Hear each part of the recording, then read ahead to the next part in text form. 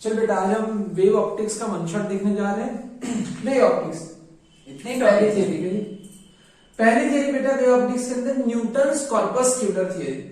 जैसे बेटा है ना वेव नेचर आया था उसके पहले सबसे पहले न्यूटन भाई साहब ने क्या कहा था इन 1627 17th सेंचुरी के अंदर न्यूटन भाई साहब ने ये कहा था कि जो लाइट है ना लाइट वो पार्टिकल नेचर उसके पास वेव नेचर नहीं, कौन सा नेचर है पार्टिकल्स। तो उन्होंने कहा था कि पार्टिकल की बनी है, उस पार्टिकल को मेड ऑफ टाइनी पार्टिकल्स उसका नाम दिया था कॉर्पस्क्यूलर कॉर्पस्कल्स बोला गया था। जैसे अभी हमें पता है कि लाइट किस चीज की बनी बेटा फोटोन्स की बनी हुई होती है, उस टाइम पे क्या कहा था बेटा लाइट किसकी बनी है कॉर्पस्कल्स की। देखो अगर कंपेरिजन करोगे तो अच्छे से याद रह जाएगा। चलो उसके बाद जैसे हमें पता है कि डिफरेंट कलर की लाइट होती है तो उनकी अलग अलग वेवलेंथ होती है अलग अलग फ्रीक्वेंसी होती है। कलर किसके हिसाब से होता है वेवलेंथ के हिसाब से नहीं होता, किसके हिसाब से होता है फ्रीक्वेंसी के हिसाब से, है ना। लाइट एक मीडियम से दूसरे मीडियम में जाए नहीं जाए वापस उसी सेम मीडियम में आ जाए, कोई भी मीडियम में जाए, लेकिन एक चीज कभी चेंज नहीं होती। क्या चेंज नहीं होती फ्रीक्वेंसी। फ्रीक्वेंसी हमेशा कांस्टेंट रहती है, जो लाइट की थी वो वही रहेगी, बट वेवलेंथ और स्पीड वगैरह चेंज होती रहती है। तो कलर किसकी वजह से आता है बेटा फ्रीक्वेंसी की वजह से। तो इस टाइम पे न्यूटन भाई साहब ने क्या कहा था कि different colour of light having a different shape of corpuscles, जो अलग अलग कलर दिखाई दे रहे हैं तो मतलब उनके कॉर्पस्कल्स अलग अलग है, कोई स्क्वायर है कोई सर्कल है कोई ट्राइंगल है ना, ऐसे है। चलो थर्ड पॉइंट लाइट आती है incident ray reflected ray normal, तो जो लाइट आती है रिफ्लेक्शन नेचर शो करती है। तो इन्होंने बोला कि लाइट रिफ्लेक्शन नेचर शो करती है कैसे, पार्टिकल आया डुम डुम डुम डुम, यहां से पार्टिकल आया टकराया तुरंत यहाँ पर वापस ऐसे चला गया डुम डुम डुम डुम, ऐसा आके टकरा के चला गया, जितने एंगल पे आया उतने एंगल से चला गया। सेम मीडियम में गया सेम मीडियम में गया, speed of light in same medium is same. मान लो एयर में से आया एयर में गया, वाटर में से आया वाटर में गया, सेम मीडियम में जो वापस लाइट जाती है तो उसकी स्पीड कैसी होती है वही जो थी वही रहती है। तो उसी तरीके से speed of corpuscles in same medium is same. Clear है। जिस तरीके से लाइट का रिफ्लेक्शन नेचर था उसी तरीके से यहाँ पे देखो रिफ्रैक्शन नेचर शो करती है, लाइट आती है रेयर मीडियम से डेंसर मीडियम में आती है, ऐसे बैंड हो जाती है टुवर्ड्स द नॉर्मल। अच्छा एक चीज हमें पता है कि लाइट जो होती है रेयर मीडियम में लाइट की स्पीड ज्यादा होती है, डेंसर मीडियम में लाइट की स्पीड कम होती है, रियलिटी है। बट जब न्यूटन ने अपनी थियरी एक्सप्लेन की थी कॉर्पस्क्यूलर थियरी तो उनसे गलती क्या हुई थी, उन्होंने देखा उन्होंने ये स्टेटमेंट दिया कि लाइट ऐसे आ रही है और ऐसे बेंड हो रहा है। तो उन्होंने ये कहा कि रेयर मीडियम में जो मॉलिक्यूल्स हैं, रेयर मीडियम में जो मॉलिक्यूल्स है वो कॉर्पस्कल को कम अट्रैक्ट करते हैं, डेंसर मीडियम जो नीचे वाला मीडियम था उसके कॉर्पस्कल्स ज्यादा अट्रैक्ट करते हैं। कॉर्पस्कल्स को मॉलिक्यूल्स ज्यादा फोर्स से अट्रैक्ट करते हैं, इधर फोर्स लगेगी इधर फोर्स लगेगी इधर फोर्स लगेगी इधर फोर्स लगेगी, सब जगह पे ऐसे फोर्स लगेगी। अच्छा तो ये सब एक दूसरे को ऐसा ये जो आसपास के मॉलिक्यूल हैं ये कॉर्पस्कल्स को अट्रैक्ट करेंगे तो रिजल्टेंट नेट फोर्स नीचे की तरफ लगेगी, मतलब फाइनल फोर्स यहाँ पे ये नीचे की तरफ ऐसे फोर्स लगेगी। जाना चाहता था ऐसे बट नीचे फोर्स लगी तो बेंड होके वो ये ऐसे ऐसे ऐसे इधर इधर चला गया।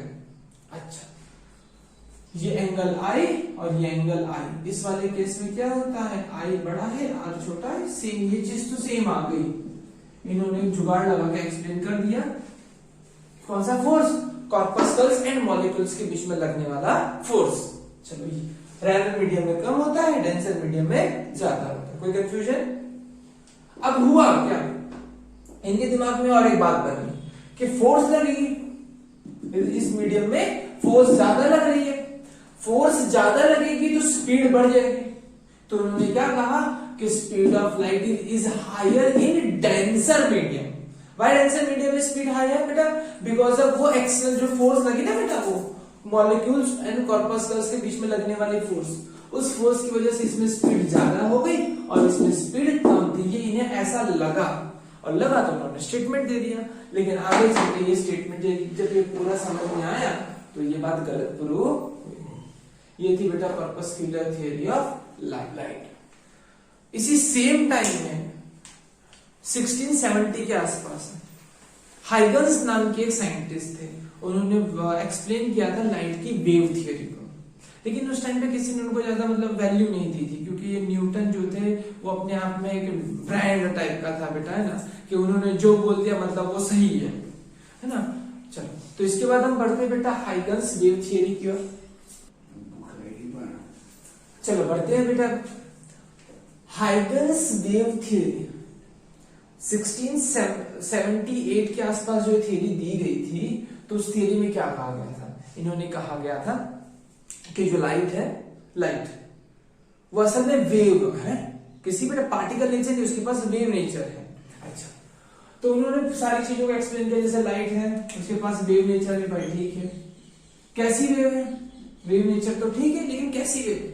उन्होंने कहा कि लाइट जो है वो मैकेनिकल वेव है। कैसी वेव है? Mechanical wave. अब मैकेनिकल वेव मतलब क्या होती है? रिक्वायर्ड मीडियम, उसे मीडियम चाहिए, है ना, रिक्वायर्ड मीडियम। तो यार सबने कहा कि उसे मीडियम चाहिए, तो उन्होंने ये कहा कि लाइट सन से अर्थ पे आती है, हाँ, तो बीच में कोई ऐसा सबको लगता था कोई मीडियम नहीं, तो इन्होंने बोला कि मीडियम है, उस मीडियम को इन्होंने नाम दे दिया इथर नाम का मीडियम। अच्छा, क्या? इथर, इथर नाम का मीडियम।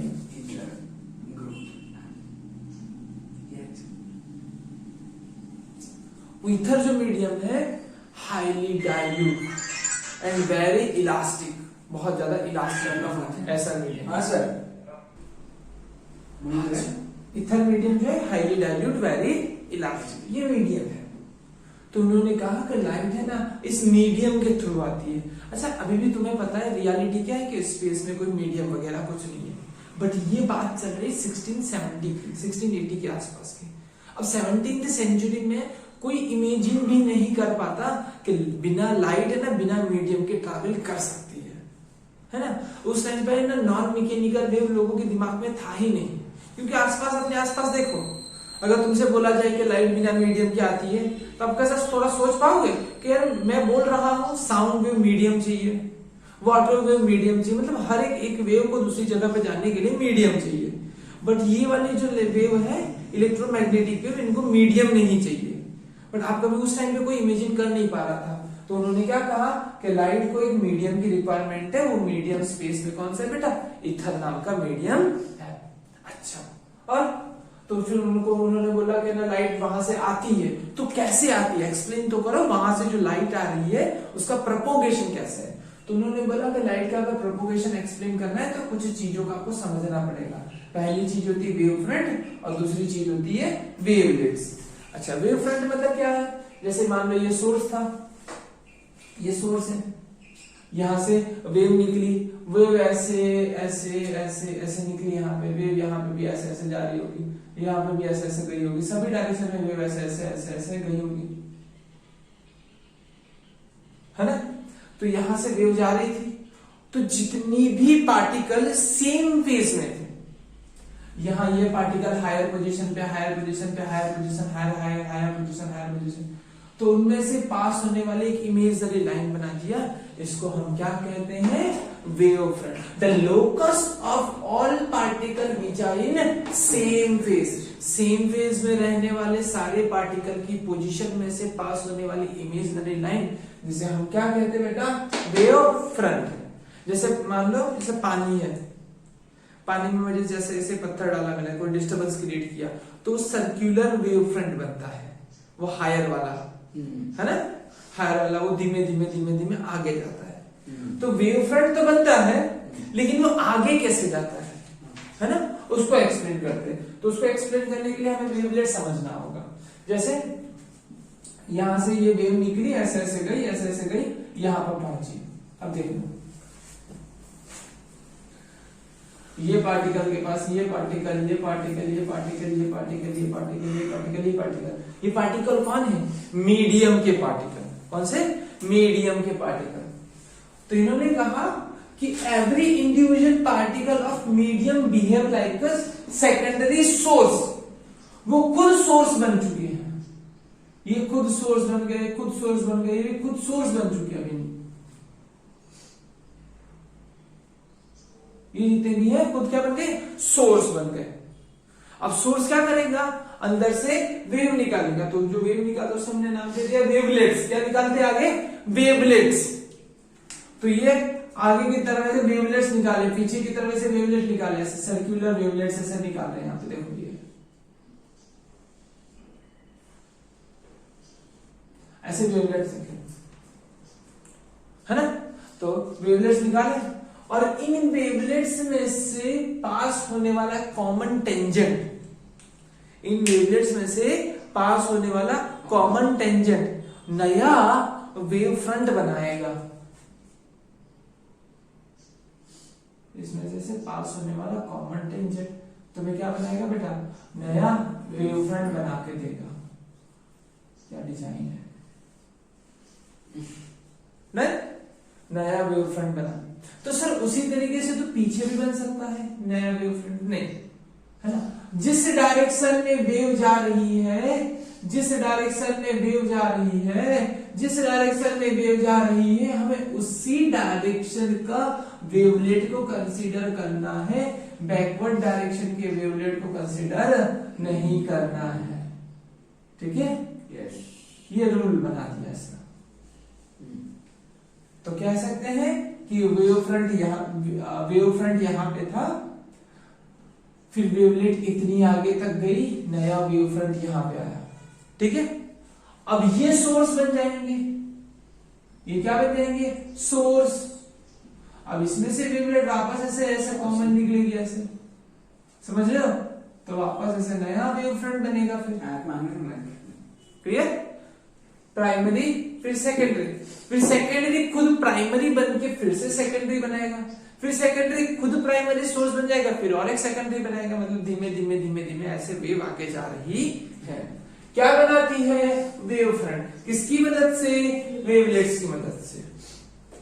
वेवलेट्स मतलब क्या बेटा, कि सारे के सारे जो मीडियम के पार्टिकल होते हैं, मीडियम के particle behave like a secondary source, वो खुद के अंदर से वेवलेट्स निकालते हैं। बट कौन सी डायरेक्शन का वेवलेट्स कंसीडर किया जाता है, जिस डायरेक्शन में वेव जा रही है उसी डायरेक्शन का वेवलेट कंसीडर किया जाता है, उसके पीछे की डायरेक्शन का, अपोजिट डायरेक्शन का वेवलेट कंसीडर किया जाता नहीं। बोलो क्लियर है। और इन वेवलेट्स में से पास होने वाला कॉमन टेंजेंट तुम्हें क्या देता है, next secondary wave front. Clear है, चलो चलिए आगे बढ़ते बेटा हम। Type of wave front. Wave front कितने टाइप के होते हैं। पहली चीज हमारी बात है spherical wave front. Spherical wave front कहां पे आएगा, वेव फ्रंट मतलब locus of all particle which are in same phase. यहाँ पे एक सोर्स है, पॉइंट सोर्स है, इसमें से यहाँ भी वेव निकली, यहाँ भी वेव निकली, यहाँ पे यहाँ पे यहाँ पे यहाँ पे सभी डायरेक्शन में वेव निकल रही है। अच्छा, यहाँ से निकली हुई वेव इतनी इतनी, मतलब समझ लो आर डिस्टेंस ट्रैवल किया, आर डिस्टेंस ऊपर नीचे, तो एक आर डिस्टेंस पे अगर सारे पॉइंट को एज्यूम करूंगा तो बेटा एक स्फीयर बनेगा। तो वेव फ्रंट कैसा होगा, स्फेरिकल। फिर ये स्फेरिकल वेव फ्रंट कुछ बड़ा स्फेरिकल बनेगा, फिर और स्फेरिकल वेव फ्रंट बनेगा। क्लियर है। अच्छा, सिलेंड्रिकल। मान लो बेटा जो तुम्हारा लाइट सोर्स है वो ऐसा सीधा है, पतला सा सवाल। मान लो अपने ट्यूबलाइट का एक रॉड ले लिया है, या ऐसा सीधा सा जिसमें से लाइट निकल रही है ना। अच्छा, वो लाइट ऐसे ऐसे ऐसे ऐसे सभी डायरेक्शन में ऐसे ऐसे निकल रही होंगी, ठीक है, रॉड। तो इसके आसपास हम क्या करेंगे, R distance R distance R distance R distance R distance का एक सर्कल बनेगा, ऐसे नीचे तक सर्कल बनेगा, तो एक सिलेंडर बनेगा ऐसे। क्लियर। चलो अब plane wave front. Plane wave front मतलब क्या होता है बेटा, रेज एक दूसरे से पैरेलल है। पैरेलल रेज कब होती है, जब सोर्स बहुत दूर पे होता है ना, बहुत दूर मतलब ऐसे हमें लगता है कि उसमें से आने वाली रेस कैसी हो गई है, पैरेलल। बट रियलिटी में कभी पैरेलल होती नहीं है, लेकिन मतलब इतनी ज्यादा दूर है ना कि हमें ऐसा महसूस होता है कि लगभग वो पैरेलल है। तो पैरेलल जो रेस आ रही है उसको परपेंडिकुलर मैंने बना दिया। अच्छा, एक पॉइंट हमेशा नोट करना, जो वेव फ्रंट होता है वो वेव को हमेशा परपेंडिकुलर होता है। वेव फ्रंट वेव को हमेशा परपेंडिकुलर, ठीक है। जैसे मैंने मान लो ये ले लिया, ऐसे वेव ऐसे जा रही है, वेव ऐसे जा रही है, तो इसको अगर यहाँ पे वेव फ्रंट बनाना है, इसको परपेंडिकुलर, इसको परपेंडिकुलर, इसको परपेंडिकुलर, इसको सब में से पास होंगे, ये आपका नया वेव फ्रंट। समझ में आया। वेव फ्रंट हमेशा वेव को परपेंडिकुलर होता है। ये क्या था, इनफाइनाइट ऑब्जेक्ट लाइट सोर्स बहुत इनफाइनाइट पे, वहां से आने वाली रे पैरेलल है, तो वेव फ्रंट ऐसे प्लेन बनेगा, ये प्लेन आगे जाएगा ऐसे, क्लियर। ये रे ऐसे एक जगह पे मिल रही है, perpendicular perpendicular perpendicular perpendicular perpendicular, wave front, बोलो क्लियर, कोई दिक्कत। ये यहाँ पे रे मिल रही है, कन्वर्ज हो रही है, और यहाँ से ये रे डाइवर्ज हो रही है, निकल रही है। चलिए दो सिचुएशन हमारे पास, वेव फ्रंट बनाना है, पैरेलल रेज आ रही है, पैरेलल रेज में बेटा इसमें परपेंडिकुलर, इसको परपेंडिकुलर, इसको परपेंडिकुलर, तो वेव फ्रंट कैसा बनेगा, ऐसा प्लेन वेव फ्रंट बनेगा ऐसे। चलो यहाँ पे भी प्लेन वेव फ्रंट बनेगा ऐसे, ओके। चलो ये वेव फ्रंट गए, वेव्स गए ऐसे, मिल गए, लाइट ऐसे मिल रही है इस जगह पे, तो वेव फ्रंट कैसे बनेगा, इधर परपेंडिकुलर, इधर परपेंडिकुलर, इधर परपेंडिकुलर, ऐसे, समझ में आया, ऐसे। उसी तरीके से सेम यहाँ पे ऐसे ऐसे ऐसे गई है ना, तो इधर परपेंडिकुलर, इधर परपेंडिकुलर, ऐसे बनेगा, क्लियर।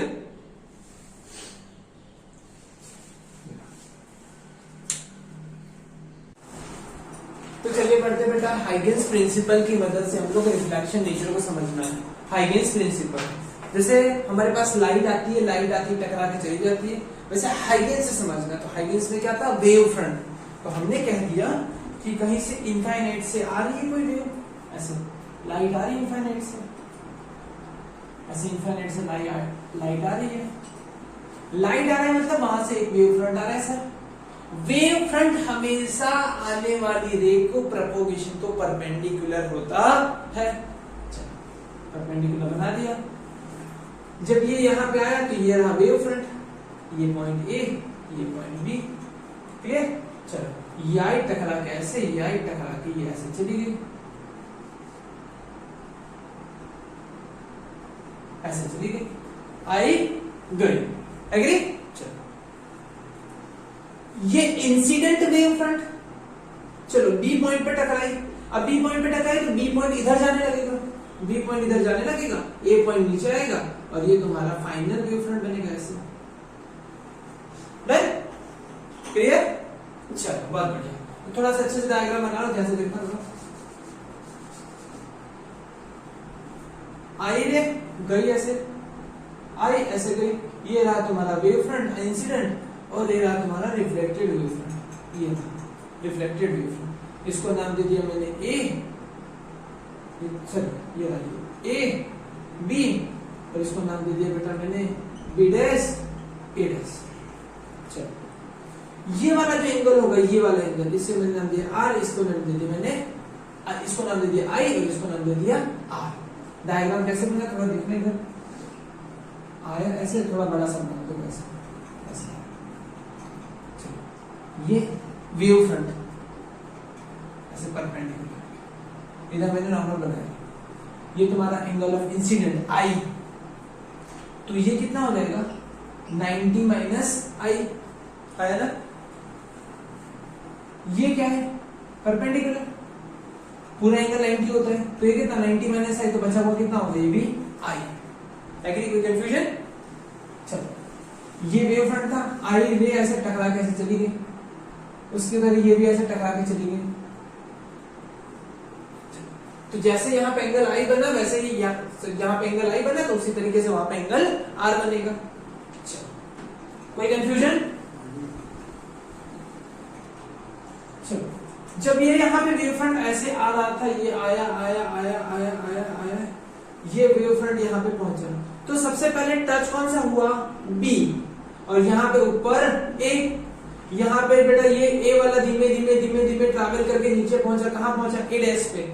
ए डैश कितना होगा बेटा, ए डैश कितना होगा, लाइट की स्पीड इस वाले मीडियम में कितनी थी, सपोज भी लाइट सेम मीडियम में टकरा के सेम मीडियम में गई, मतलब स्पीड चेंज होने वाली नहीं है।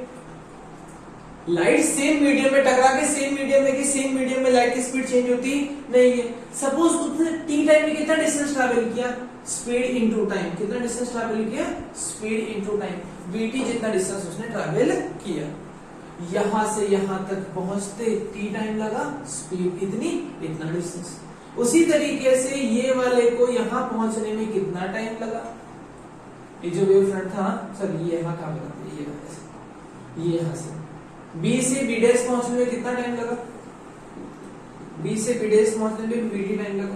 चलो मैं दो ट्राइंगल उठा लेता हूं, मैं दो ट्राइंगल उठा लेता हूं, ये वाला एक ट्राइंगल और एक ये वाला ट्राइंगल, दो ट्राइंगल, एक ये और एक ये, दो ट्राइंगल उठा लिया मैंने। अच्छा इन दोनों में मैं कह सकता हूं, इन दोनों में अगर मुझे बताना हो, कंफ्यूज डायग्राम समझ में आ रहा है कि नहीं आ रहा है? छोटा मैंने बना चाहिए, थोड़ा बड़ा बना चाहिए।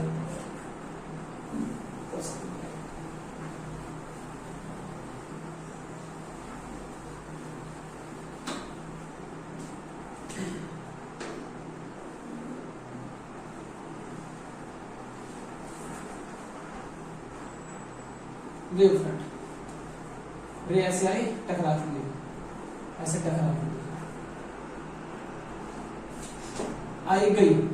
आई गई, ये वेव फ्रंट है, पहले यहां पे था अब यहां पे पहुंचा, ये ए ये बी जो था है ना, बी टकराने के बाद यहाँ पे ऐसे ऊपर की तरफ ये ऐसे, मान लो इतनी दूर तक पहुंचा ये बी डैश, ए यहां से यहां तक पहुंचा ए डैश, वेव फ्रंट बन गया ये ऐसे। क्लियर है? तो वेव फ्रंट को मैं ब्लू बना देता हूं, ये है तुम्हारा वेव फ्रंट, ये और ये है तुम्हारा वेव फ्रंट, ये डन। ये एंगल आई और ये एंगल आर, आई को मैं कह सकता हूं एंगल ऑफ इंसिडेंट, है ना। एंगल ऑफ इंसिडेंट मतलब क्या होता है?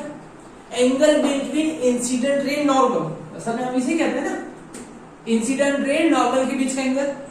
आई को हम दूसरे नाम से भी बोल सकते हैं, जो इंसिडेंट वेव फ्रंट है ना, इंसिडेंट वेव फ्रंट कितना एंगल बना रहा है? आई, और रिफ्लेक्टेड वेव फ्रंट कितना एंगल बना रहा है? आर। नहीं? तो मुझे प्रूव क्या करना है? मुझे प्रूव ये करना है कि जो आई है वो आर के बराबर है। चलो ए डैश के बीच का डिस्टेंस कितना होगा? ए डैश के बीच का डिस्टेंस वीटी, यहां से यहां तक टी टाइम में v स्पीड से ट्रैवल किया। b और b डैश के बीच का डिस्टेंस भी कितना होगा? vt। चल अब बताओ, ये जो है वो कॉमन साइड है दोनों ट्राइंगल में, ट्राइंगल एक ये वाला ट्राइंगल और एक ये वाला triangle, A B dash is common side. और बताइए और दूसरा बेटा क्या हो गया? ये और एक इसमें ये, इसमें एक चीज तो कॉमन है, ए बी और A dash B dash common ही होता है, A B is equal to A dash B dash, क्योंकि वेव फ्रंट है, दोनों कॉमन है। चलो तो बन क्या गया तुम्हारा? एस के हिसाब से मैं कह सकता हूं कि दोनों ट्राइंगल कैसे हैं? कॉन्ग्रुएंट है। B dash A dash, B dash A dash is equal to A dash A B congruent है। तो मतलब तुम्हारा ये जो एंगल आई है, angle i is equal to angle r. Clear है? ये दोनों स्पीड सेम क्यों है? बिकॉज लाइट सेम मीडियम वापस जा रही है। चलिए अब डिस्कस कर लेते हैं रिफ्रैक्शन के बारे में। तो लाइट यहां से ऐसे आ रही है, ये वेव फ्रंट ऐसे आए, लाइट ऐसे आई, लाइट ऐसे आई, लाइट आ रही मतलब हम कह रहे हैं वेव फ्रंट आ रहा है। Wave front is perpendicular to incident wave, जो लाइट आ रही है उसको हमेशा परपेंडिकुलर होता है, ऐसे आके टकराया यहाँ पे। चलो ये ए ये बी, बट ऊपर मीडियम 1 है और नीचे बेटा क्या है? मीडियम 2, दोनों मीडियम अलग अलग है। इसमें स्पीड होगी v1 और इसमें स्पीड होगी बेटा v2। इसका रिफ्रैक्टिव इंडेक्स होगा n1 और इसका रिफ्रैक्टिव इंडेक्स होगा n2। मैंने अलग अलग ले लिया है। डन। अब वेव फ्रंट तो ऐसे आया, यहाँ पे पहुंचा, अब होगा क्या कि ऐसे सीधे जाने की जगह पे ये थोड़ा सा बेंड हो जाएगा, इधर जाने लगा। डन। यहां से यहां तक पहुंचा बी डैश पे, और ये वाला उसी टाइम में यहां पे पहुंच गया, ये वाला यहां पे पहुंचा, उतने टाइम में ये यहां पे पहुंचा। चल ये हो गया तुम्हारा ये। चल इस एंगल को मैं कहता हूं आई और इस एंगल को मैं कहता हूं आर। इंसिडेंट एंगल किसे कहते हैं? इंसिडेंट रे नॉर्मल के साथ जो एंगल बनाते हैं उसे हम क्या कहते हैं? Incident angle. लेकिन इंसिडेंट एंगल को कहने का और एक तरीका, इंसिडेंट वेव फ्रंट जो एंगल बनाता है वो incident angle, refracted wave front जो एंगल बनाता है उसे एंगल ऑफ रिफ्रैक्शन कहते हैं। एग्री? चलो यहाँ पे लगाओ साइन आई, हमें क्यों क्या है, हमें प्रूव क्या करना होता है रिफ्रैक्शन में, स्नेल्स लॉ क्या होती है, n1 sin i is equal to n2 sin r, ये चीज हमें प्रूव करनी है। अच्छा तो मैं क्या करूंगा, यहाँ पे i की जगह पे क्या लगाऊंगा, sin i, sin i लगाओ, sin i सामने वाली हाइपोटेन्यूज, इसको मैंने क्या दिया x, क्या कह दिया x, इसको मैंने नाम दे दिया कि t टाइम में काटा हुआ डिस्टेंस, t टाइम में ट्रैवल किया हुआ डिस्टेंस, स्पीड कितनी थी v1, टाइम कितना था t, यहाँ पे स्पीड कितनी थी v2, टाइम कितना था t, मतलब मैं कह सकता हूं कि तुम्हारा a डैश है वो किसके बराबर है v1 t के, और तुम्हारा b डैश किसके बराबर है v2 t के, कोई कंफ्यूजन। साइन आई मतलब सामने वाली हाइपोटेन्यूज, सामने वाली कितनी है बेटा v1 t, और हाइपोटेन्यूज कितना है x, और बताओ साइन आर कितना है, क्लियर r, सामने वाली हाइपोटेन्यूज ये 90 है और ये भी हमेशा 90 है, इसके लिए दैट्स वाई हाइपोटेन्यूज, सामने वाली v2t और हाइपोटेन्यूज कितनी है x। चलो अब क्या करूंगा जैसे देखिए v1 को क्या लिख सकता हूं मैं, देखो refractive index is equal to c by v यहाँ पे ये नीचे, speed is equal to c by n, v1 is equal to c by n1 and v2 is equal to c by n2, put this value here, तो sin i is equal to c by n1 tx sin r c by n2 tx, n1 यहाँ पे n2 यहाँ पे, n1 sin i is equal to ct by x और n2 sin r is equal to ct by x, दोनों को compare कर लो, ये और ये, ct by x n1 sin i is equal to n2 sin r, n1 sin i is equal to n2 sin r, बोलो कोई confusion नहीं ना, चलो देख लो अच्छे से।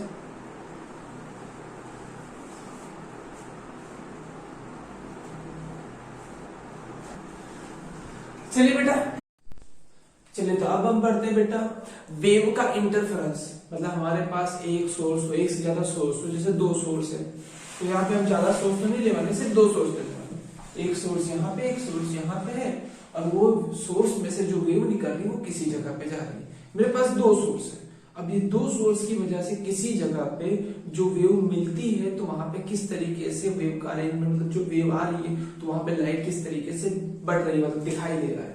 चलो आइए देखते हैं, देखो इंटरफेरेंस मतलब तुम्हें दे रखा है वेव का इंटरफेरेंस मतलब जस्ट ओनली सुपरपोजिशन, और सुपरपोजिशन का मीनिंग क्या निकलता है, वेक्टर एडिशन, सुपरपोजिशन का मीनिंग क्या निकलता है, वेक्टर एडिशन। चलो किसका वेक्टर एडिशन, वेव का वेक्टर एडिशन। मान लो हमारे पास एक सोर्स यहाँ पे है S1 और एक सोर्स यहाँ पे S2, लेट्स सपोज मैंने इस पॉइंट पे मुझे चेक करना है कि यहाँ पे जो वेव आ रही है और इस पॉइंट पे कितनी इंटेंसिटी होगी, है ना, वो मुझे चेक करना है। तो यहां से एक वेव आई ऐसे ऐसे ऐसे ट्रैवल करते करते यहां तक, दूसरी वेव यहां से ऐसे ऐसे ट्रैवल करते हुए यहाँ पे, चलो लेट्स सपोज इसने x1 डिस्टेंस ट्रैवल किया और इसने कितना डिस्टेंस ट्रैवल किया, x2 डिस्टेंस ट्रैवल किया।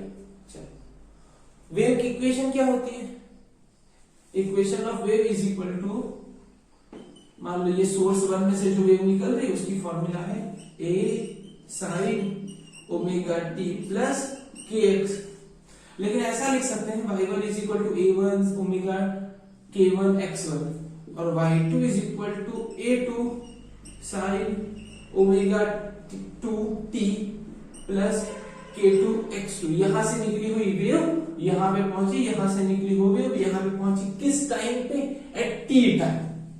ये फॉर्मूला किस टाइम पे है, एट t टाइम। इसने कितना डिस्टेंस ट्रैवल किया x1, इसने कितना डिस्टेंस ट्रैवल किया x2। चलो बट हमारे केस में, जो तुम्हारे केस में जो है बेटा वो इतना कॉम्प्लेक्स वाला नहीं है, उसमें सिंपल बनाते हैं। है ना। सिंपल मतलब कुछ कंडीशन लगा दी गई, कंडीशन ये लगा दी गई कि ओमेगा 1 और ओमेगा 2 सेम है, omega 1 is equal to omega 2 is equal to omega. जिनकी फ्रीक्वेंसी सेम होती है ऐसे सोर्स को हम कोहेरेंट सोर्स कहते हैं। क्या कहते हैं? Coherent source. जिनकी फ्रीक्वेंसी सेम नहीं होती है ऐसे सोर्स को हम क्या कहते हैं? इनकोहेरेंट। अच्छा, ये एंगुलर फ्रीक्वेंसी सेम, तो क्या लीनियर फ्रीक्वेंसी सेम होगी? बोलो हाँ या ना। क्यों बेटा? क्योंकि ओमेगा इज इक्वल टू क्या होता है? 2 pi F. Omega is equal to 2 pi F. So F1 और F2 दोनों बेटा सेम टू सेम होंगे। ओके, और बताइए सर, तो मतलब ये ओमेगा 1 की जगह में ओमेगा ले सकता हूं, ओमेगा 2 की जगह में मैं क्या ले सकता हूं? ओमेगा। अच्छा, मैंने सपोज कर लिया कि दोनों का एम्पलीट्यूड भी सेम है, A1 is equal to A2 is equal to A। ठीक है, चलो फिर मैंने बोला कि ये जो ट्रैवल कर रहे सेम मीडियम में ट्रैवल कर रहे, किसमें बेटा? सेम मीडियम में ट्रैवल कर रहे, मीडियम अलग अलग नहीं है। अगर मीडियम सेम होगा तो स्पीड भी सेम होगी। बोल हाँ या ना। Speed same. Speed is equal to क्या होता है बेटा? Wavelength into frequency. क्या सेम होता है बेटा? Speed is equal to wavelength into frequency. अरे ये नहीं होता है कि वेवलेंथ अपॉन टाइम, टाइम ऊपर चला के फ्रीक्वेंसी बन जाए। Wavelength into frequency. देखो स्पीड भी कांस्टेंट है, स्पीड भी सेम टू सेम है और फ्रीक्वेंसी भी same to same. That means तुम्हारा लैम्बडा भी सेम टू सेम होगा। Lambda 1 is equal to lambda 2 is equal to lambda. Wavelength कब चेंज होती है? जब लाइट एक मीडियम से दूसरे मीडियम में जाती है। बट यहाँ पे तो क्या है बेटा कि ना वो एक मीडियम से दूसरे मीडियम में जा ही नहीं रही, तो मतलब वेवलेंथ चेंज होने वाली ही नहीं है। बोलो क्लियर? अब मुझे बताओ k इज इक्वल टू क्या होता है? k 2 pi by lambda. यहाँ पे जो ये k है, k मतलब क्या होता है? Wave number. क्या कहा जाता है? Wave number. 2 pi by lambda. Lambda same to same मतलब k भी सेम टू सेम होगा, तो k1 is equal to k2 is equal to k। मतलब सब कुछ तुम्हारा चला गया, सब कुछ सेम टू सेम हो गया सिवाय इसके। किसके बेटा? x1 और x2। बस ये चीज जरूरी थी। अब डायरेक्टली लिख दो। सुपरपोजिशन देखने जा रहे हैं किसका? दो सोर्स का। दोनों सोर्स कैसे हैं? Coherent source. दोनों का एम्पलीट्यूड भी सेम टू सेम, दोनों सेम मीडियम में ट्रैवल कर रहे हैं, मतलब उनका k भी सेम होगा, वेवलेंथ भी सेम होगी। इतना, इसका इतना मीनिंग निकला। आपको स्टेटमेंट में क्या लिखना है कि जो दो सोर्स है वो सेम मीडियम में है ना। दैट मींस उनका k सेम होगा, वेवलेंथ सेम होगी, स्पीड सेम होगी। ठीक है। अच्छा, दोनों का एम्पलीट्यूड भी मैंने सेम लिया है और दोनों की फ्रीक्वेंसी भी सेम ली। सेम फ्रीक्वेंसी होती है बेटा तो उस सोर्स को हम क्या कहते हैं? Coherent source.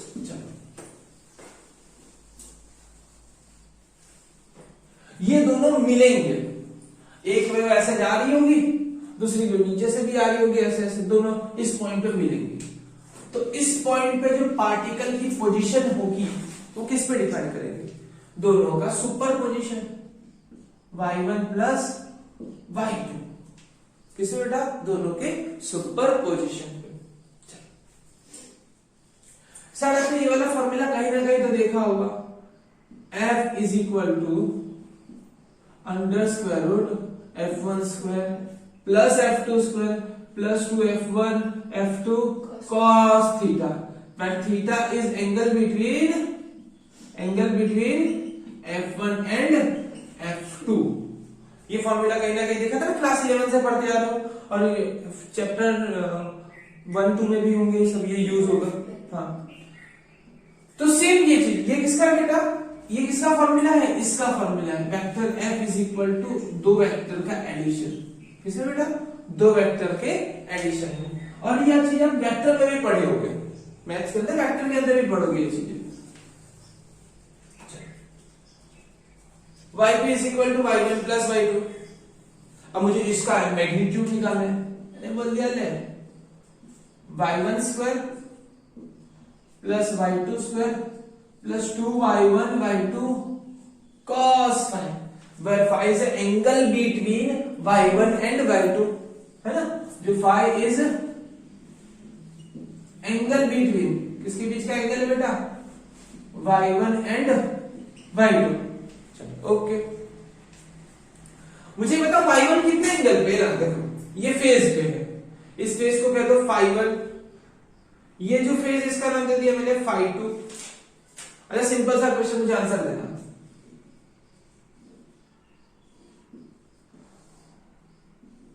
मान लो बेटा ये y1 है और ये y2 है, ये है तुम्हारा 60 डिग्री पे और सॉरी ज्यादा कम है 50 डिग्री, और ये तुम्हारा है 70 डिग्री।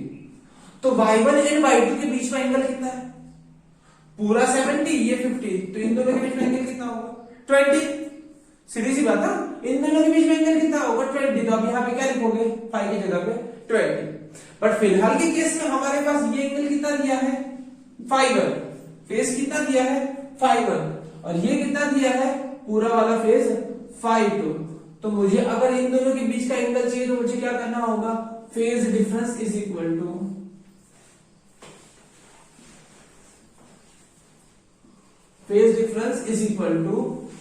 φ2 माइनस φ1। मुझे ये करना होगा, क्या निकालना होगा? Phase difference is equal to φ2 minus φ1। और ये फेज डिफरेंस है कि दोनों के बीच में angle is equal to phase और phase is equal to angle. बात वही है। φ2 कितना है? ओमेगा टी प्लस के x2, और ये कितना है? ओमेगा टी प्लस के x1। बोलो कोई कंफ्यूजन नहीं ना? चलो ओमेगा टी कर दिया, के कॉमन, के x2 माइनस x1 फाई के डेल्टा x। अच्छा ये फेज डिफरेंस था तो आप डायरेक्टली डेल्टा लिखो या फाई लिखो, आप पे मर्जी है। इसको मैं कहता हूं फेज डिफरेंस। क्या है? Phase difference. ये क्या है तुम्हारा? Wave number. क्या? Wave number.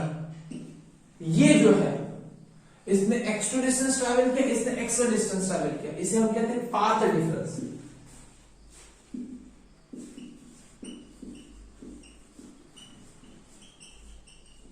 क्या कहते हैं? Path difference. yp स्क्वायर देखते हैं। y1 का मैग्नीट्यूड कितना है बेटा? y1 का मैग्नीट्यूड कितना है? a, तो मैंने लिख दिया यहाँ पे a स्क्वायर। y2 का मैग्नीट्यूड कितना है बेटा? a, तो मैंने क्या लिख दिया? a square plus 2a cos phi। Confusion? a square plus a square 2a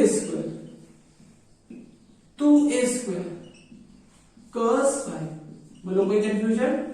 2a square common, 1 plus cos phi, और 1 प्लस cos phi का फॉर्मूला क्या होता है? 1 plus cos phi is equal to 2 cos square phi by 2। समझा है? 1 plus cos, तो 2 cos square phi by 2, 2a square 2 cos square phi by 2, 2 2 जा 4 a square cos square phi by 2, ये yp का स्क्वायर। डन? तो मैं मिल गया कि जो लाइट होगी वहां पे जो पार्टिकल होगा वो उसका एम्पलीट्यूड कितना होगा? इतना होगा। 4a square cos square phi by 2। phi मतलब फेज डिफरेंस पे डिपेंड करेगा। किस पे डिपेंड करेगा? फेज डिफरेंस पे। चलो बात बढ़िया। अब एक चीज और बता देता हूं, intensity of light is directly proportional to amplitude का स्क्वायर। एम्पलीट्यूड का स्क्वायर की जगह को रिप्लेस करके हम क्या लिख सकते हैं? इंटेंसिटी। पहले एम्पलीट्यूड कितना था? a था, तो मैं ऐसा कर सकता हूं intensity is equal to I nought. पहले इंटेंसिटी कितनी थी? आई नॉट। जब एम्पलीट्यूड कितना था? a square. अब इंटेंसिटी कितनी होगी? i। अब एम्पलीट्यूड कितना है? By p square. तो इसको मैं जगह पे i स्क्वायर कर देता हूं, इसकी जगह सॉरी yp स्क्वायर की जगह में i लिख दिया और a स्क्वायर की जगह में i नॉट लिख देता हूं। cos square 5/2। ये हो गया तुम्हारा इंटेंसिटी का डेरिवेशन। ठीक है, चलो फिर से फटाफट देखो। दो सोर्स S1 S2, वेव का फॉर्मूला ओमेगा 1 ओमेगा 2 से मतलब कैसे बेटा, कोहेरेंट सोर्स के और के से मतलब सेम मीडियम में ट्रैवल कर रहे हैं। कितना डिस्टेंस, ये x1 से और ये x2 से। चलो हमने क्या निकाला, दोनों का वेक्टर एडिशन, ये रहा फॉर्मूला वेक्टर एडिशन, और ये रहा formula y1 square plus y2 square 2m/2 cos square. अच्छा 5 तो 5 बाद में देखते क्या है। ये यहाँ पे इनकी जगह पर वैल्यू रखी, कॉमन निकाला 1 प्लस cos स्क्वायर, मतलब ये मैथ्स लगी, मैथ्स के बाद ये एक रिलेशन और याद रखना होगा, intensity is directly proportional to amplitude का स्क्वायर। चलिए अब यहाँ पे फेज डिफरेंस मतलब क्या था कि ये कुछ फेज पे और ये कुछ फेज पे है, तो मैंने phase difference is equal to 5 minus 5/1, इसमें से ये निकाला, ये बचा। Phase difference is equal to wave number k into path difference, phase difference is equal to k into path difference. अच्छा अब बहुत मजे की बात ये है कि जो वेव है वो मिलती है, इस पॉइंट पे मिल रही है, और जो मिल रही है उस वहां पे जो लाइट की इंटेंसिटी होगी, कितनी चमक रही होगी या नहीं चमक रही होगी, वो किस पे डिपेंड करता है बेटा, इस पे फेज डिफरेंस और पाथ डिफरेंस पे। ध्यान से देखना, अगर मान लो इस पॉइंट पे एक वेव ऐसे आई, इस जगह से इस डायरेक्शन में वेव आ रही है, और सेम यहां पे भी एक वेव आई ऐसे इस डायरेक्शन में एक वेव आ रही है, ये वेव यहां से जा रही है। ये पार्टिकल अगर सिर्फ ये वाली वेव आई होती ना तो ये पार्टिकल ऊपर की तरफ जाता, बोला है ना। अगर ये वाली सी वेव आई होती तो ये पार्टिकल ऊपर की तरफ जाता। अब दोनों ये जो पार्टिकल है दोनों वेव इससे ऊपर की तरफ लेके जाना चाहते हैं, दोनों वेव ऊपर की तरफ लेके जाना चाहते हैं। कुछ देर बाद क्या हो जाएगा, ये वेव जो होगी ना यहां पहुंच जाएगी ऐसे, और ये वाली वेव होगी ना ऐसे पहुंच जाएगी, एक दूसरे को वो लिखोगे। अब तो अब ये क्या हो गया, इसको हम कहते हैं कंस्ट्रक्टिव। क्या कहते हैं, कंस्ट्रक्टिव। दो वेव सेम फेज में थी ऐसे, तो इसको क्या हो गया, ऐसे बन गई ऊपर की तरफ।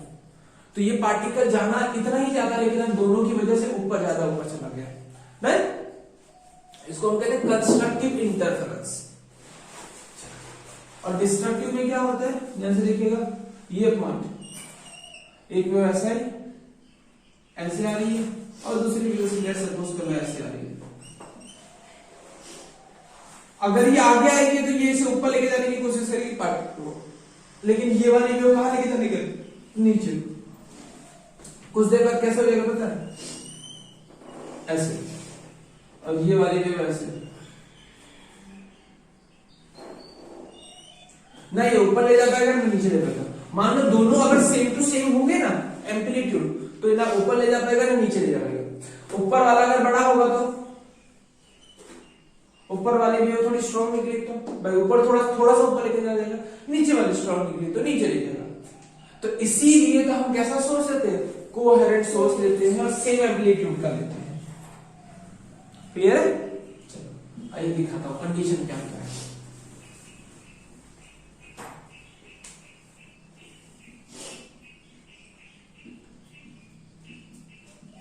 Constructive interference. कंस्ट्रक्टिव इंटरफेरेंस के लिए दिमाग में एक चीज सेट कर लो बेटा कि delta x is equal to n lambda होता है। कितना होता है, एन लेमड़ा। मतलब कंस्ट्रक्टिव कब बनता है, जब x2 और x1 के बीच का डिस्टेंस कितना होता है, लेमड़ा। पहले 0 मतलब सेम फेज में, जितना डिस्टेंस ये जितना ही डिस्टेंस ये सेम फेज में। मान लो ये कुछ डिस्टेंस आ रहा है और ये जो आएगा ना वो लेमड़ा पीछे आएगा, तभी भी सेम फेज में। 2 लेमड़ा जितना पीछे से आ रहा है तभी भी सेम। 3 लेमड़ा, 4 लेमड़ा, 5 लेमड़ा, ये सब जब पाथ डिफरेंस इतना होगा, जब पाथ डिफरेंस इतना होगा तो क्या बनेगा, कंस्ट्रक्टिव इंटरफेरेंस। और जब path difference destructive interference. Delta x is equal to 2n minus 1 lambda by 2। इसको दिमाग में ज्यादा मत जोड़ोगा ना। पाथ डिफरेंस कितना होगा, लैम्बडा बाई 2, 3 लैम्बडा बाई 2, आधा 1.5, 2.5, 3.5, समझ में आ रहा है? चल रहा है lambda by 2, 3 lambda by 2, 5 lambda by 2, 7 lambda by 2, ये जो चल रहा है। तो इतना अगर पाथ डिफरेंस होगा तो क्या बनेगा, डिस्ट्रक्टिव। और पूरा लैम्बडा जितना डिफरेंस होगा तो क्या बनेगा, constructive. Clear? Path difference is equal to कितना है, अगर फेज डिफरेंस चाहिए तो मुझे क्या करना होगा, phase difference is equal to k time delta x। k की जगह पे क्या लिख सकता हूं, 2 पाई बाय लैम्बडा, और डेल्टा x की जगह पे n लैम्बडा। लैम्बडा लैम्बडा चली गई, 2n पाई। फेज डिफरेंस कितना होना चाहिए, 2n पाई। आइए वैल्यू रखो, ये तुम्हारा किसका था बेटा, डेल्टा x की वैल्यू थी। अब मैं फाई की वैल्यू बताता, फेज डिफरेंस 0 रखो, 0, 1 रखो, 2 पाई, 2 रखोगे 4 पाई, 6 पाई। अच्छा, ये यहाँ पे 0 1 रखो, 2 1 सा 2, 2 माइनस 1 1, आंसर आ लैम्बडा बाई 2। 2 रखोगे 2 2 सा 4, 4 माइनस 1 3, 3 लैम्बडा बाई 2। 3 रखोगे 2 3 सा 6, 6 minus 1 5 lambda by 2। Phase difference समझ में आ गया।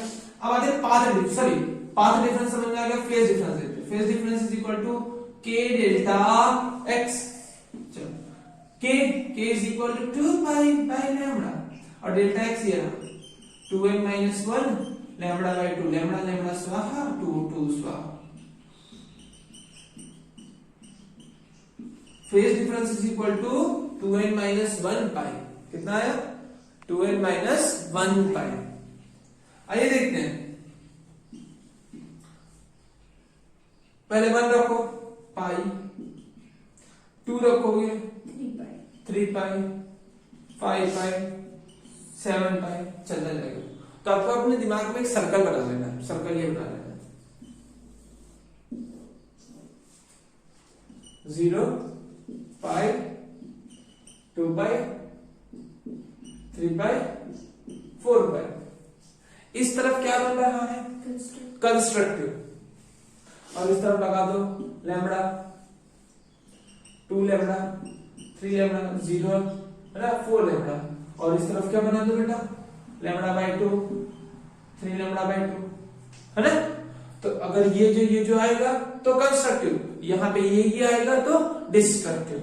सिर्फ दिमाग में इतनी चीज सेट कर लो, कंस्ट्रक्टिव के लिए path difference is equal to n lambda, और डिस्ट्रक्टिव के लिए path difference is equal to 2n minus 1 lambda by 2।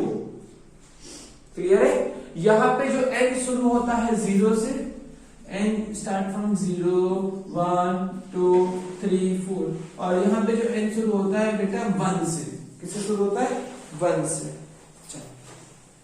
अब तुम्हें बोलो इतनी पूरी चीजें समझ में आ गई, पक्का? कॉपी कर लो। चलिए अब नेक्स्ट टॉपिक की ओर बढ़ते हैं हम, यंग्स डबल स्लिट एक्सपेरिमेंट। अब देखो ये एक्सपेरिमेंट के लिए कंडीशन क्या है कि हमारे पास 2 सोर्स होने चाहिए, वो भी कैसे, coherent source. But coherent source थोड़ा प्रैक्टिकली बहुत मतलब फ्रीक्वेंसी सेम होना चाहिए, फ्रीक्वेंसी सेम मतलब कलर सेम हो। तो हमने क्या किया, एक सीट लिया, ऐसे पेपर एक लिया, उसमें 2 छोटी सी छेद कर दिए, स्लिट बना दिया, ऐसे काट दिया, उसके पीछे एक सोर्स दे दिया, यहां से लाइट जाती है यहाँ पे, यहां से लाइट जाती है यहाँ पे, ये दोनों सोर्स की तरह बिहेव कर रहे हैं। हमारे पास 2 सोर्स। अच्छा, यहां से निकली हुई लाइट यहाँ पे भी मिलती होगी, यहाँ पे भी मिलती होगी, यहाँ पे भी, हर जगह पे दोनों मिलाते होंगे। तो हमने ऑलरेडी एक थियरी अब इसके पहले पढ़ी, इंटरफेरेंस, वो हमें पता है। तो ये यहाँ पे मिलते मिलते मिलते मिलते यहाँ पे सपोज मिले P पॉइंट पे, तो ऐसे हर जगह मिल रहे। तो मैंने क्या दिया कि सेंटर से x डिस्टेंस पे एक पॉइंट P आया है, यहाँ पे क्या बन रहा है, कंस्ट्रक्टिव बन रहा है, डिस्ट्रक्टिव बन रहा है, क्या बन रहा है, आइए देखते हैं। तो उन्होंने देखो हमारे पास थियरी थी, क्या थी, इंटरफेरेंस में देखो आंसर किस पे डिपेंड कर रहा था, कंस्ट्रक्टिव बने या कि डिस्ट्रक्टिव बने, किस पे डिपेंड कर रहा था, पाथ डिफरेंस। किससे डिफरेंस है? Path difference. पाथ डिफरेंस और फेज डिफरेंस दोनों कह सकते हो। मतलब जो आपके पास पाथ डिफरेंस था, ये जो पाथ डिफरेंस होता है जिसे आप डेल्टा एक्स कहते हो, इसी पे डिपेंड करता है कंस्ट्रक्टिव होगा या नहीं होगा। अच्छा मान लो ये डिस्टेंस कितना ट्रैवल करा x1 और ये कितना डिस्टेंस ट्रैवल करा x2, मतलब आपको निकालना क्या है? x2 माइनस x1 निकालो। कंस्ट्रक्टिव के लिए कंडीशन क्या थी? n लैम्बडा, और डिस्ट्रक्टिव के लिए कंडीशन क्या थी? 2n minus 1 lambda by 2। चलो आओ देखते हैं। मुझे x2 माइनस x1 निकालना था, तो मैंने पहले यहां पे देखा क्या ये एक राइट एंगल ट्राइंगल है जिसमें x1 की वैल्यू अगर मुझे लिखी जाए तो मैं x1 की वैल्यू क्या लिखूंगा? x1 square is equal to this का स्क्वायर, ये कितना है? d स्क्वायर, और इसका स्क्वायर ये कितना है? x minus D by 2 whole square. देखो दो स्लिट के बीच का डिस्टेंस कितना था? Capital sorry small D. इन दोनों के बीच का डिस्टेंस कितना था? d small d। उसे मैंने दो पार्ट में डिवाइड कर दिया, d बाई 2 d बाई 2। इस सेंटर से ये डिस्टेंस x है, तो ये कितना डिस्टेंस होगा? x माइनस डी बाई 2, और ये x है और ये d बाई 2 ऐड कर दोगे तो पूरा डिस्टेंस कितना हो जाएगा? x plus D by 2। कोई कंफ्यूजन? अगर मुझे उसी तरीके से x2 स्क्वायर निकालना हो तो क्या होगा? ये ऐसा, x2 square is equal to D square plus this का स्क्वायर, ये कितना है? x plus D by 2 whole square. Done, काम खत्म। ये निकालना है ना, x2 square minus x1 square, equation A equation B. मैंने क्या कर दिया? इक्वेशन बी में से इक्वेशन ए को निकाल दिया, इक्वेशन b माइनस ए हो गया। x2 square minus x1 square, अगर दोनों को माइनस करूंगा तो क्या कट जाएगा बेटा बताओ? डी स्क्वायर कट जाएगा, बचेगा ये x plus D by 2 whole square minus x minus D by 2 whole square. चलो एक्सपांड किया जाए, इसको क्या लिख सकता हूं? एक बार प्लस और एक बार माइनस। इसको एक्सपांड करो, x square 2x D by 2, 2 से 2 चला गया, चलो plus D square by 4। Done,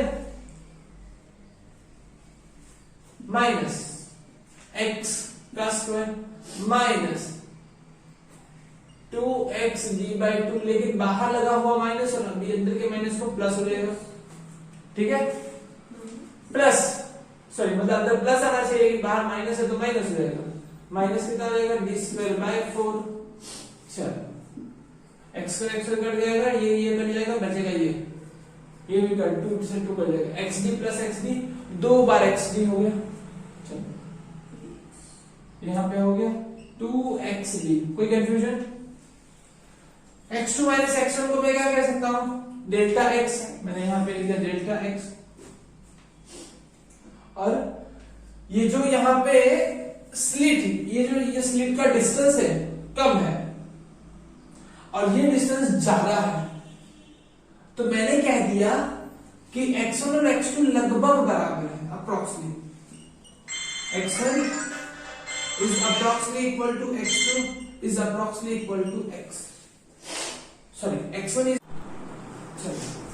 देखो ये हमारा x स्क्वायर कट गया, d स्क्वायर ये सब पूरा कर गया, ये कितना हो गया? xd प्लस xd 2xd हो गया। तो x2 minus x1 is equal, मैंने क्या लिख दिया? Delta x। अच्छा x2 और x1 ये जो है इसको मैंने क्या कह दिया कि ये जो x2 वाला डिस्टेंस और ये x, देखो ये वाला डिस्टेंस बहुत छोटा है, ये जो डिस्टेंस है वो इतना छोटा है, इधर छोटा है, मिली जैसे तो मिलीमीटर में होता है ये डिस्टेंस, और ये सेंटीमीटर में कुछ है। तो अगर मैं ऊपर देखूंगा तो ये भी डिस्टेंस बहुत छोटा होगा, कोई लाइन है ना बहुत ऊपर तक नहीं देख, चेक कर रहा हूं यहां से बहुत ऊपर तक, मतलब एक अप्रोक्सीमेट इतना समझ लो कि ये d के बराबर होगा। किसके बराबर होगा? d के। x1 ये x1 और ये x2। इसमें देखो डी स्क्वायर प्लस ए स्क्वायर, तो ये बहुत छोटा है, ज्यादा कोई मायने नहीं रखता, ये बहुत छोटा है और ये भी बहुत छोटा है। तो x1 और x2 लगभग किसके बराबर है, d के बराबर है। तो d प्लस d कितना हो गया, 2d। x2 भी किसके बराबर, d के बराबर, और x1 भी किसके बराबर, d के बराबर। d plus d 2d, 2d नहीं चलेगा। Delta x is equal to 2xd divided by 2d 2c 2 स्वाहा। So delta x is equal to xd by d। Path difference क्या है बेटा, ये पाथ डिफरेंस इतना। कोई कंफ्यूजन, पक्का?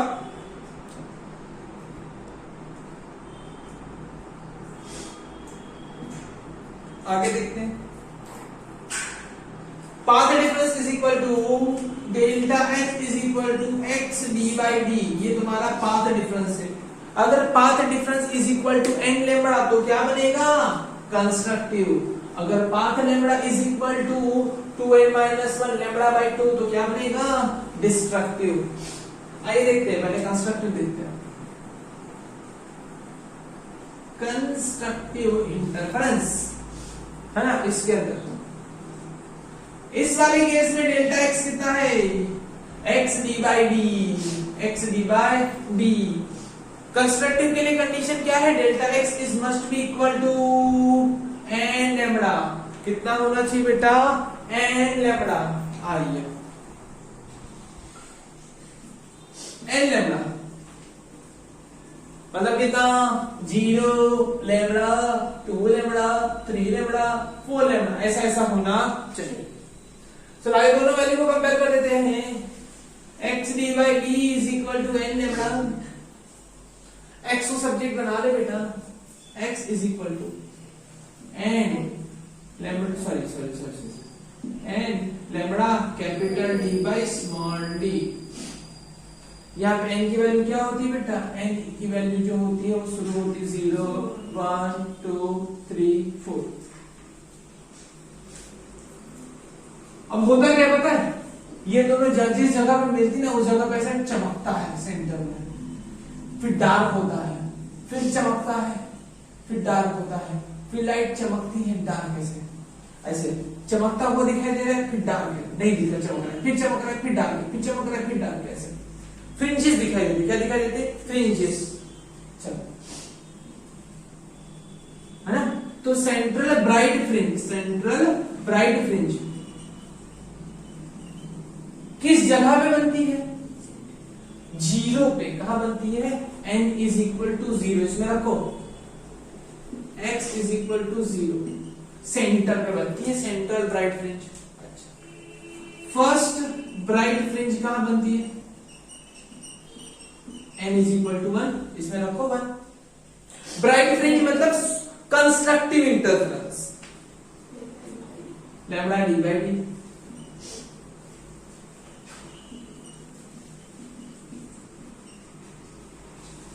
Second bright fringe n is equal to 2 x is equal to 2 lambda d by d।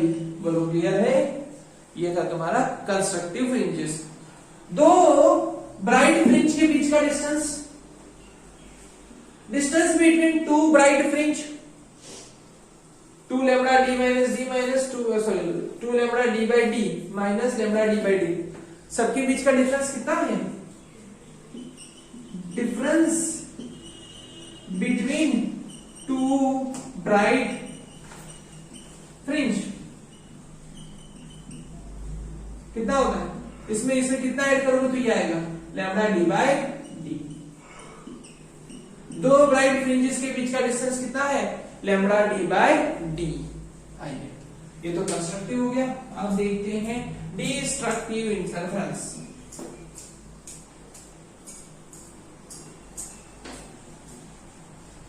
कब destructive होगा, very good, destructive. Delta x is equal to 2n minus 1 lambda by 2 होना चाहिए, बताया ना। 2n-1 lambda by 2 होना चाहिए। मतलब क्या किया, lambda by 2, 3 lambda by 2, 5 lambda by 2, ऐसे चल रहा है। बट हमारी थियरी डेल्टा एक्स क्या लाती है बेटा, Young's double statement, delta x is equal to क्या है, x d by d 2n-1 lambda by 2। X को सब्जेक्ट बनाते हैं, x is equal to 2n-1 d lambda, d ऊपर गई नीचे 2d। यहाँ पे जो n की वैल्यू थी वो कहां से शुरू होती है, n की वैल्यू 1 2 3 4, क्योंकि सेंट्रल डार्क नहीं होता, सेंटर में हमेशा क्या होता है, ब्राइट होता है। तो ये 0 नंबर का, ये 1 नंबर का, और इसके बीच में जो डार्क है, देखो ये 1 ब्राइट है, ये 1 डार्क है, ये सेकंड ब्राइट है और ये बीच वाला सेकंड डार्क है। क्लियर, ऐसे सेंट्रल ब्राइट, फिर first dark, first bright, second dark, second bright, ऐसे ऊपर भी बनता है और नीचे भी बनता है। क्लियर, ओके करते हैं।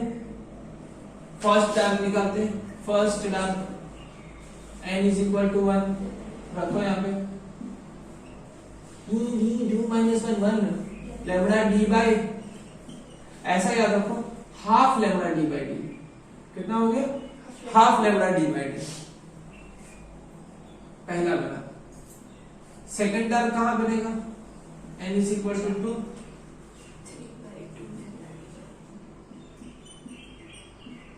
3/2 लैम्डा डी बाई डी।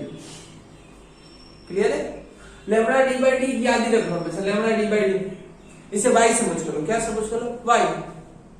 हमेशा उसमें कितना था, lambda d by d y हो गया, क्या हो गया, लैम्डा डी बाई डी तुम्हारा y।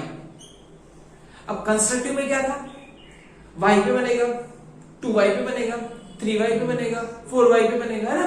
इसको अगर आपने y समझ लिया तो कंस्ट्रक्टिव में क्या था, y, फिर 2y, फिर 3y, फिर 4y, ऐसे चला जाएगा। अगर आपने इसे y यहाँ पे सपोज किया तो डिस्ट्रक्टिव कब बनेगा, y by 2 पे, 3y by 2 पे, 5y by 2 पे, और y क्या है, लैम्डा डी बाई डी। अच्छा, जैसे तुमसे अगेन पूछा जाए कि डिस्टेंस बिटवीन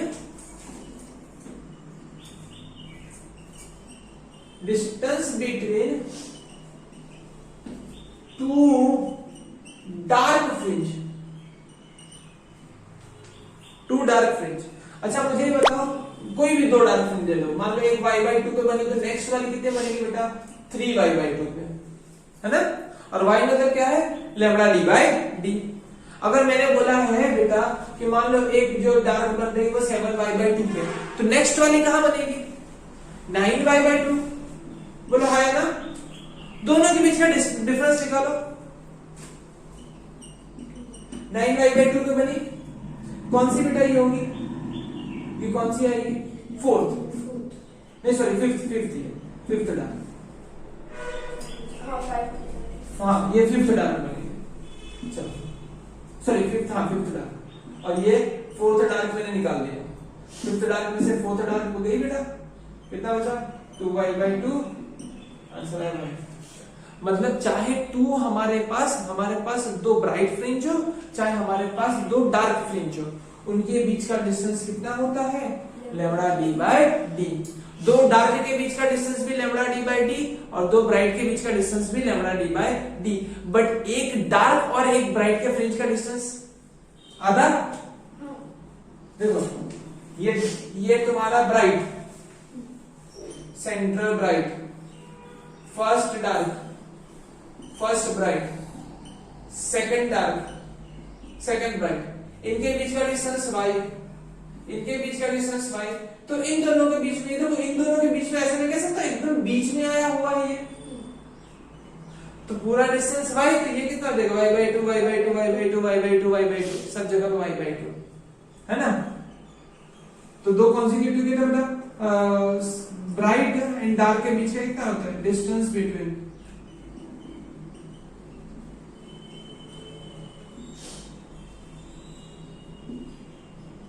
क्या मैं लिखा था, डार्क एंड ब्राइट फ्रिंज,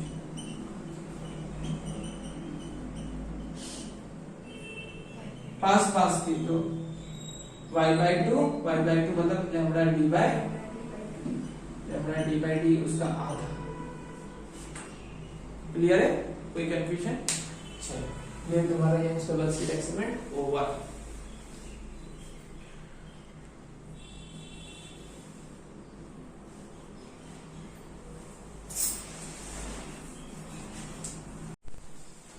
चलिए बेटा अब बढ़ते हैं हम बहुत एक इंटरेस्टिंग टॉपिक है हमारा डिफ्रैक्शन। अबे डिफ्रैक्शन होता क्या, हमने इसके पहले इंटरफेरेंस देखा, अब डिफ्रैक्शन की ओर बढ़ते हैं। तो जनरली हमें पता है कि light travels in a straight medium, sorry straight line, light एक स्ट्रेट लाइन में ट्रैवल करती है। अगर कोई एक मीडियम में है, जैसे एयर में है तो एयर में हमेशा सीधी जाती रहेगी, वाटर में है तो वाटर में हमेशा सीधी जाती रहती, बेंडिंग नहीं होता है। लाइट का बेंडिंग कब होता है? जब वो एक मीडियम से दूसरे मीडियम में जाती है तब लाइट का बेंडिंग होता है, उसे हम डिफ्रैक्शन कहते हैं।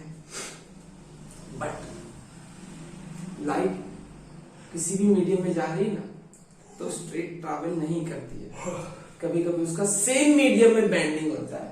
Bending of light in a same medium. Air में जा रही थी, एयर में अपने आप बेंड हो गई। कब? मान लो किसी ओपेक ऑब्जेक्ट से टकराती है लाइट ऐसे कॉर्नर से, जैसे लाइट जा रही थी ऐसे जा रही थी, हमें क्या लगा था अगर बीच में कोई ऑब्जेक्ट रख दूंगा ऐसे तो यहाँ पे डार्क आ जाएगा, इतना पार्ट क्या हो जाएगा, डार्क हो जाएगा। तो वैसे इतना पार्ट डार्क रहेगा और ये पार्ट चमकता रहेगा, बोला है ना, सीधा दिमाग यही कह रहा था। लेकिन हुआ क्या, at the corner of opaque object light यहां से बेंड कर गई। बेंड कर गई मतलब ये लाइट यहां तक ऐसे आई, यहां पे भी आई, यहां पे भी आई, ऐसे ऐसे। हमारे यहां पे एग्जैक्ट ऐसी बाउंड्री नहीं मिली कि यहां पे एग्जैक्ट ऐसे खत्म, यहां डार्क रीजन खत्म, फिर यहां से ब्राइट रीजन शुरू, ऐसे डायरेक्ट बाउंड्री मिली ही नहीं हमें। हमें मिला क्या पता है, जैसे यंग्स डबल स्लिट एक्सपेरिमेंट में स्लिट देखी थी ना, वैसे यहां पे स्लिट मिली। यहां पे बड़ा डार्क, छोटी सी ब्राइट। डार्क छोटा होता जा रहा है, ब्राइट बड़ी होती जा रही है। डार्क छोटा होता जा रहा है, ब्राइट बड़ी होती जा रही है। डार्क एकदम पतला, एकदम पतला डार्क, ऐसे फ्रिंजेस मिली। क्लियर है? Dark fringe, bright fringe, dark fringe, bright fringe, ऐसे हमें फ्रिंजेस मिली। यहां पे देखो, यहां पे ब्राइट है, फिर ब्राइट है, फिर ब्राइट, फिर ब्राइट, फिर ब्राइट। देखो ब्राइट बड़ा हो रहा है और डार्क कैसा हो रहा है, छोटा हो रहा है, ऐसे फ्रिंजेस मिली। और इस फिनोमिना को हम कहते हैं डिफ्रैक्शन। Diffraction of light. तो अगर तुमसे डिफाइन करने के लिए बोला जाए व्हाट इज डिफ्रैक्शन,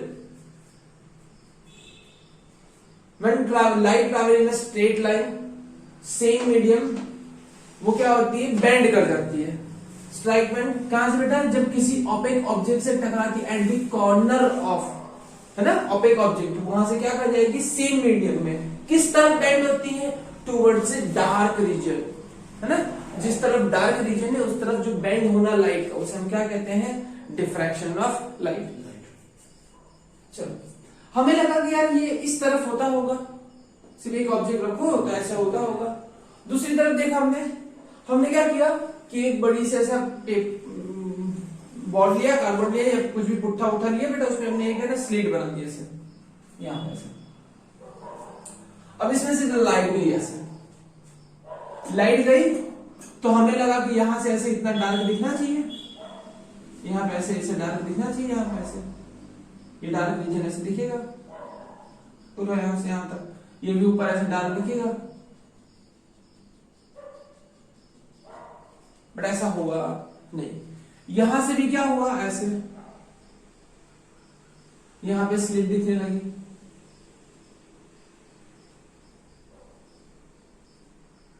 ऐसे स्लिट, यहां पे भी ऐसे स्लिट दिखने लगी।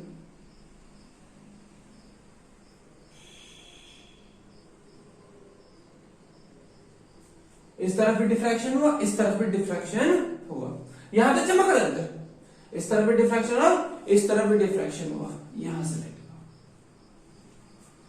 तो ये क्यों होता है, आइए समझते हैं। देखो इस फिनोमिना को हम डिफ्रैक्शन कहते हैं, इस फिनोमिना को हम क्या कहते हैं, डिफ्रैक्शन कहते हैं। और ये जो स्लिट बन रही है, ऐसी स्लिट बनी क्यों, ऐसी स्लिट ये बनी क्यों, देखो जहां पे है ना डार्क आ रहा है वहां पे डिस्ट्रक्टिव इंटरफेरेंस, जहां पे ब्राइट आ रहा है वहां पे कंस्ट्रक्टिव इंटरफेरेंस। ठीक है, तो ये bright dark bright dark bright dark ये जो बन रहा है ये ऐसा क्यों बन रहा है, आइए समझते हैं। चलो, diffraction of light by single slit देखने जा रहे हैं। क्या हमने यहाँ पे क्या कर दिया, एक पतली सी स्लिट। स्लिट मतलब कैसे, हमारे पास मान लो एक काम करो, आप ऐसे ये सिंगल स्लिट बना कैसे सकते हो। आपने क्या लिया, कांच लिया, ठीक है, कांच लिया और नीचे कोई चीज जिसमें से कार्बन डाइऑक्साइड निकलता, कार्बन वगैरह उड़ता हो, ऐसे कोई चीज आपने नीचे जला दी। ऐसे करोगे ऊपर तो सब उससे कार्बन निकलेगा, तो वो जो पूरा के पूरा ट्रांसपेरेंट जो मिरर ग्लास होगा बेटा तुम्हारा, वो क्या हो जाएगा, पूरा ब्लैक हो जाएगा। अब ब्लैक हो गया, ब्लैक ऐसे रखा। अब तुमने क्या किया, कोई भी मैच बॉक्स एक स्टिक ले लो या कुछ भी ले लो, उसमें से पतली से ऐसे ऐसे हटा दोगे, ऐसे लाइन कर दोगे। तो लाइन करोगे तो क्या हो जाएगा, उस तरह का कार्बन हट जाएगा, मतलब वो एक स्लिट बन गई। या दूसरा क्या कर सकते हो, जैसे कार्डबोर्ड लिया उस पर पतला सा ऐसा छेद कर दो, पतला से सिर्फ कट मार दो ब्लेड से, तो जो जगह बन गई वो भी तुम्हारा क्या हो गया, एक पतली सी स्लिट बन गई। ऐसी एक स्लिट है, लेकिन मैंने थोड़ा सा बड़ा बताया ताकि तुमको समझ में आए। चलो, विड्थ कितनी है उस स्लिट की, ए, और ये डिस्टेंस है डी। डी बहुत बड़ा है और ये बहुत छोटा है, ये mm में होता है, माइक्रोमीटर में। mm मिलीमीटर से लेके माइक्रोमीटर में एकदम छोटा सा डिस्टेंस होता है ये जगह, और ये सेंटीमीटर में होता है। ये सारा डिस्टेंस किसमें होता है, सेंटीमीटर में होता है। और सेंटीमीटर से मतलब छोटा मोटा 10-12 सेंटीमीटर नहीं, 20, 25, 30, 50, 60, 70, 80, 90 मीटर्स में भी तक जा सकता है। मतलब ये अच्छा खासा डिस्टेंस होता है और डिस्टेंस बहुत कम होता है।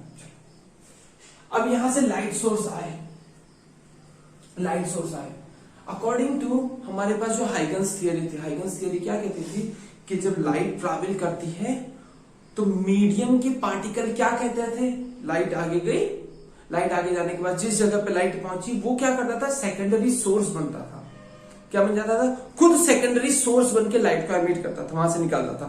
तो यहाँ पे जैसे लाइट आ रही है तो यहाँ पे तो इसके बीच में बहुत सारे पार्टिकल होंगे, बुलाया ना, यहाँ पे बहुत सारे पार्टिकल होंगे।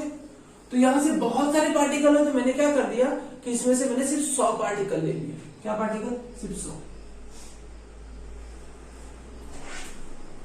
मैंने क्या दिया कि यहां से 0 से 100 तक बहुत सिर्फ 100 पार्टिकल है। अब यहां से जब लाइट आएगी तो ये 100 पार्टिकल क्या करेंगे, खुद एक सोर्स की तरह काम करेंगे। आइए देखते हैं, ये 0, ये 100, ये 50 वाला बीच वाला होगा, वो कौन सा होगा, 50 वाला। और यहां पे स्क्रीन लगा रखिए डी डिस्टेंस में। यहां से लेके ये सारे के सारे क्या होंगे, सोर्स होंगे। यंग्स डबल स्लिट में क्या था, कितने सोर्स थे, सिर्फ और सिर्फ 2। एक सोर्स से हमने कितनी स्लिट बनाई थी, 2, और सिर्फ 2 ही स्लिट से लाइट जा रही थी,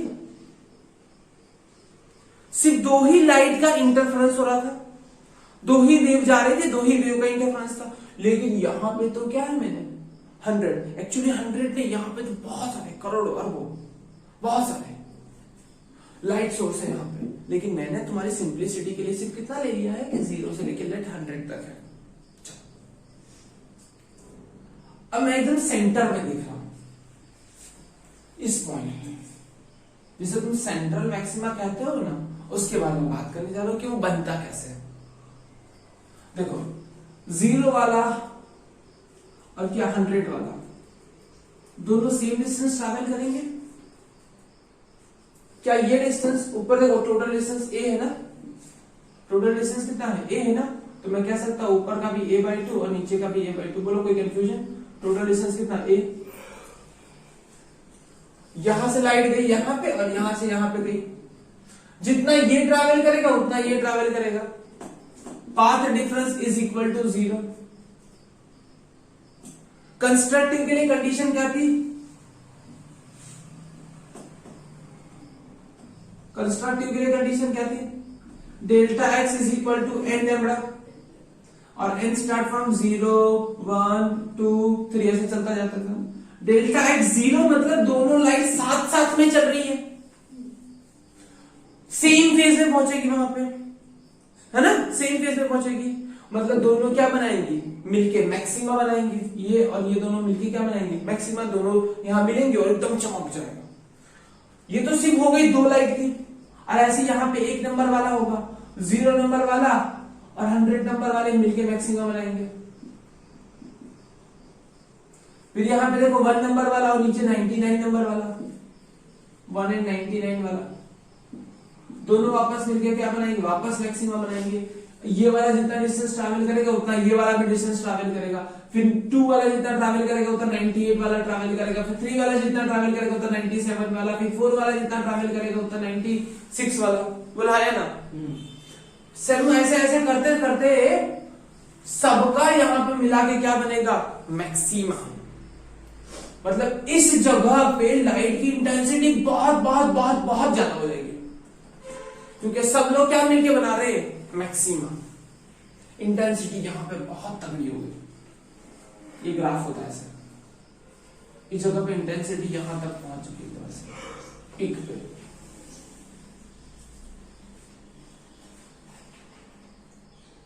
यहां तक। चलो अब मैं सिर्फ पॉइंट को थोड़ा सा ऊपर शिफ्ट करूं, यहां पे थोड़ा शिफ्ट करूं। इस जगह पे भाई साहब क्या होगा, है ना, इस जगह पे क्या होगा। तो देखो ये वाला थोड़ा कम ट्रैवल करेंगे, लेकिन सेकंड सिचुएशन में थोड़ा रफ करते तो समझ में आएगा।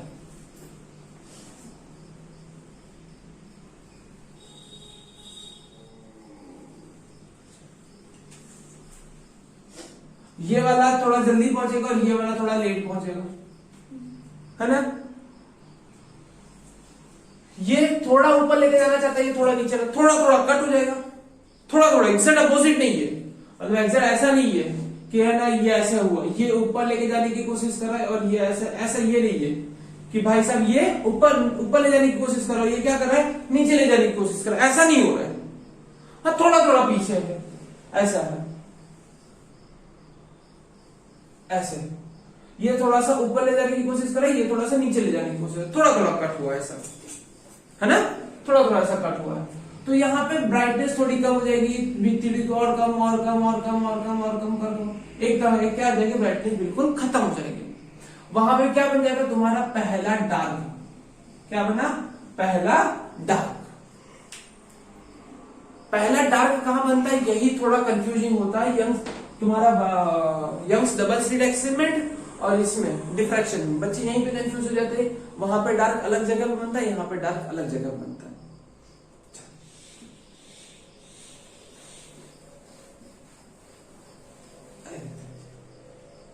तो सेंट्रल ब्राइट हो गया। चलो सेंट्रल ब्राइट यहां पे बना, उसकी इंटेंसिटी बहुत ज्यादा थी। अगर सेंट्रल ब्राइट देखो फिर ऐसे ऐसे हो जाएगा, सेंट्रल ब्राइट धीमे धीमे कम हो गया। ऐसे इंटेंसिटी यहाँ पे मैक्सिमम थी सेंटर में, बाद में धीमे धीमे धीमे धीमे धीमे धीमे कम होते होते कितनी हो गई बेटा, 0। उसकी इंटेंसिटी कम होते होते धीमे धीमे धीमे धीमे 0 हो गई। जहां पे 0 आ गया मतलब वहां पे डार्क आ गया। ये तुम्हारा सेंट्रल मैक्सिमा, ये तुम्हारा हो गया फर्स्ट डार्क, ऊपर का भी फर्स्ट डार्क, ऊपर वाला फर्स्ट डार्क, ये नीचे वाला फर्स्ट डार्क, बोला है ना। जहां पे डार्क आया वहां पे तुम्हारी लाइट की इंटेंसिटी 0, वहां पे क्या बन गया, डिस्ट्रक्टिव। चलो तो बनता कहां का पता है, मैं लिख रहा हूं first dark, for first dark delta x must be equal to lambda. कितना होना चाहिए, delta x is equal to lambda. पहला डार्क कब बनता है, जब delta x is equal to lambda. देखते हैं, समझने की कोशिश करते हैं। मान लो कि यहां पे डार्क बना, यहां पे डार्क बना, ये और ये x1 और ये x2 है ना।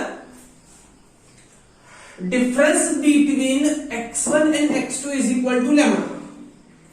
x2 minus x1 is equal to lambda, बोला है ना। ये है इतना, इन दोनों के बीच का पाथ डिफरेंस लैम्बडा है। सिर्फ कि बाकी सब सोर्स छोड़ दो, सिर्फ 0 वाले को और 100 वाले को देखा जाए, 0 एंड 100, ये कितने, इनके बीच में पाथ डिफरेंस कितना है, लैम्बडा। अगर पाथ डिफरेंस n लेमड़ा होता है तो क्या होता है, constructive path difference delta x is equal to n lambda. Lambda 2 lambda 3 lambda 4 lambda ये तो कंस्ट्रक्टिव का है ना, ये तो कंस्ट्रक्टिव है। लेकिन सर आपने तो बोला कि डार्क कहां पे बन रहा है, लेमड़ा पे। लेकिन ऐसे थियरी के हिसाब से देखा जाए यंग्स डबल स्लिट एक्सपेरिमेंट पे तो कंस्ट्रक्टिव था ना। कंस्ट्रक्टिव किसके लिए है, सिर्फ इनके लिए है। देखना ये बताता हूं, 0 और 100, 0 और 100 के बीच का पाथ डिफरेंस कितना है, लेमड़ा। तो ये क्या बनाना चाहते थे, करने की कोशिश कर रहे थे, कंस्ट्रक्टिव, बट इनको किसी ने काट दिया, कंस्ट्रक्टिव बनाने दिया नहीं। वो कौन है, आइए देखते हैं। हमारे पास यहां 0 से लेके 100 तक है लोग, है ना। 0 से लेके कितने हैं बेटा, 0 से 100। चलो ध्यान से देखिएगा, यहां से लेके अगर मैं सेंटर वाला ले लूं तो ये 50, अगर ये और ये वाला डिस्टेंस और ये वाले डिस्टेंस के बीच का है ना, ये पाथ डिफरेंस, ये वाला डिस्टेंस, ये वाला डिस्टेंस कितना है, लैम्डा। ये क्या है, x1, ये क्या है पूरा x2, ये कितना है x1, ये क्या है x2।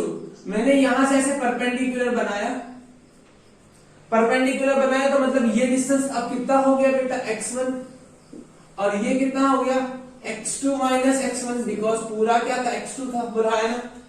चलो बात बढ़िया। तो मतलब ये जो डिस्टेंस आया वो तुम्हारा डेल्टा x आ गया, नीचे वाला जो डिस्टेंस है वो क्या है बेटा, डेल्टा x है, ये डेल्टा x।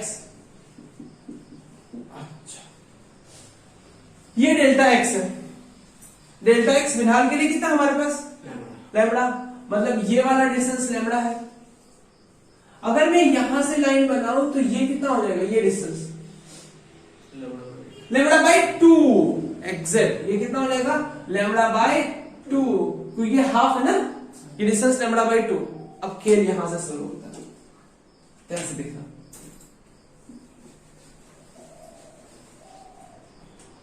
जीरो 150 यहां पे, चलो यहां पे पहुंचना है। अगर ये वाला और ये वाला दोनों पहुंचेंगे, ध्यान से देखना, अगर ये वाला और ये वाला दोनों यहां पे पहुंचेंगे, ठीक है, पाथ का डिफरेंस दोनों के बीच का कितना है, लैम्बडा बाय 2।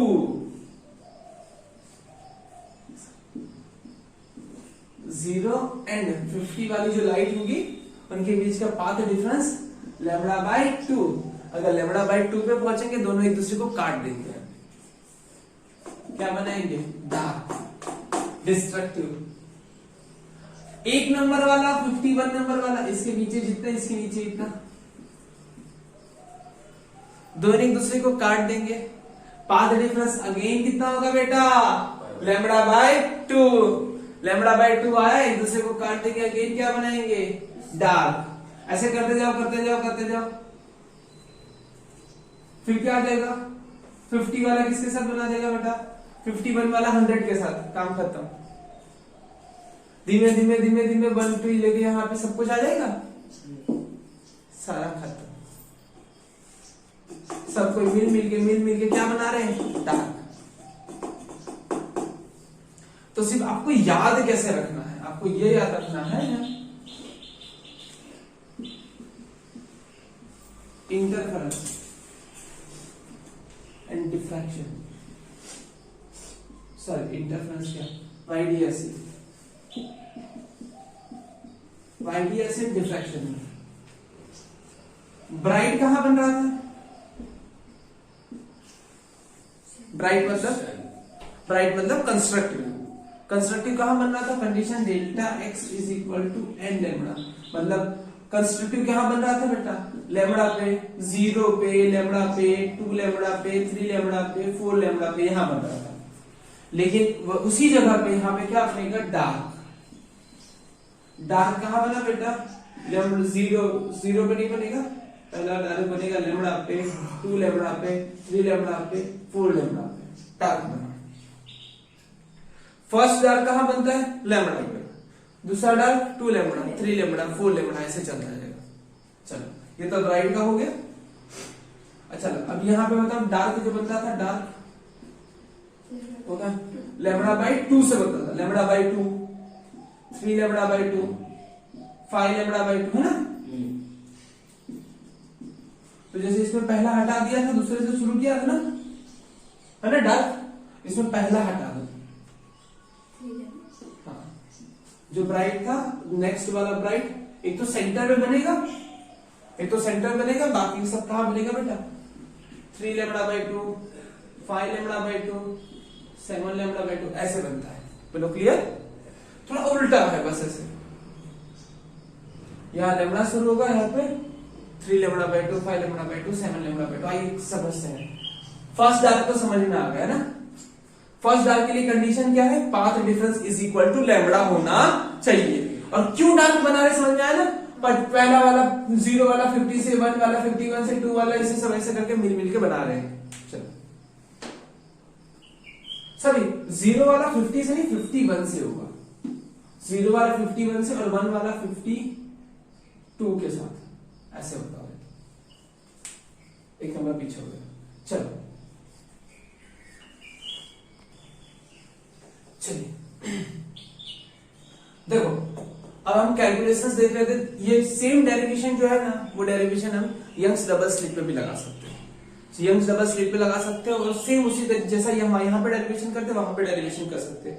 याद है हमने delta x is equal to कितना निकाला था, delta x is equal to x d by d, ये जो हमने निकाला था, वैसे सेम डेरिवेशन हम यहाँ पे करने वाले हैं। यही चीज हम लेके आएंगे।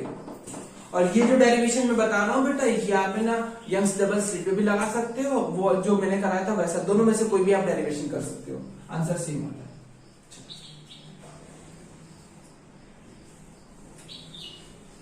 देखो होगा क्या, ये स्क्रीन, ये सोर्स, यहां से लाइट आ रही है, इतनी बड़ी स्लिट है तुम्हारी ये, ठीक है। डिस्टेंस कितनी स्लिट का, विड्थ कितनी बेटा a, ये डिस्टेंस कितना है d। चलो इसे मैंने 3 पार्ट में ऐसा तोड़ दिया, ये सेंटर वाला है ना, ये a/2, ये a/2, अच्छा ये d। मैंने बोला कि यहां सेंटर से नहीं, सेंटर से x डिस्टेंस ऊपर, x डिस्टेंस ऊपर यहां पे क्या बन रहा है, constructive, destructive, bright fringe, dark fringe, जो भी बन रहा है, ब्राइट डार्क ये सब डिपेंड किस पे करता है बेटा, पाथ डिफरेंस। किससे बेटा, पाथ डिफरेंस। अच्छा तो मुझे पाथ डिफरेंस का फॉर्मूला निकालना है। पाथ डिफरेंस मतलब मुझे x2 माइनस x1 निकालना है।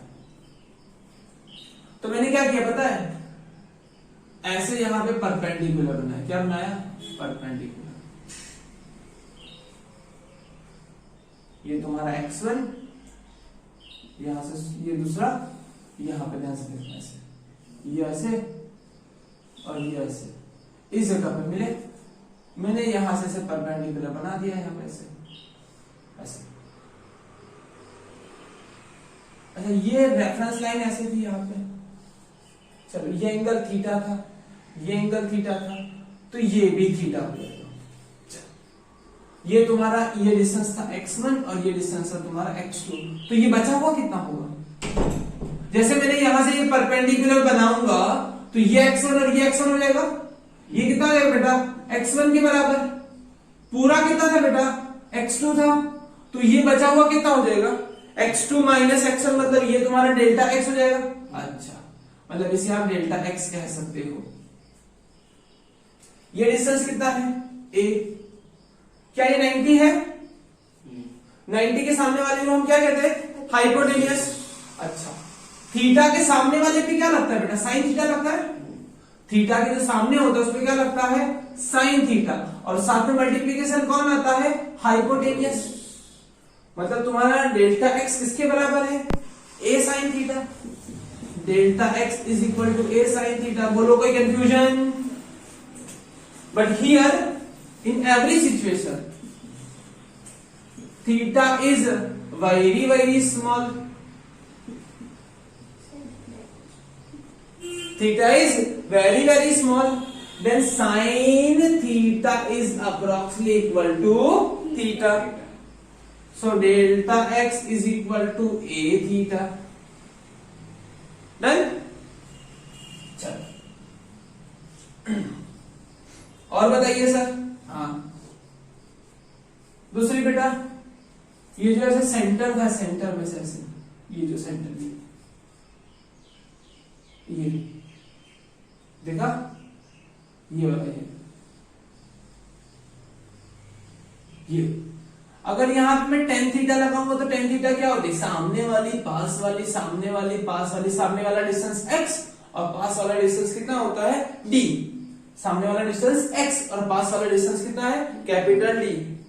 तो अगर मैं ऐसा लिखना चाहूं तो मेरा टेन थीटा कितना आएगा, मेरा tan theta is equal to x by d, but theta is very very small and tan theta is also equal to theta. So theta is equal to x by d. Put this value here. Delta x is equal to a x by d. चलो हमारे पास Young's double slit में क्या था, हमने इस distance को हमने d लिया था। क्या लिया था, d।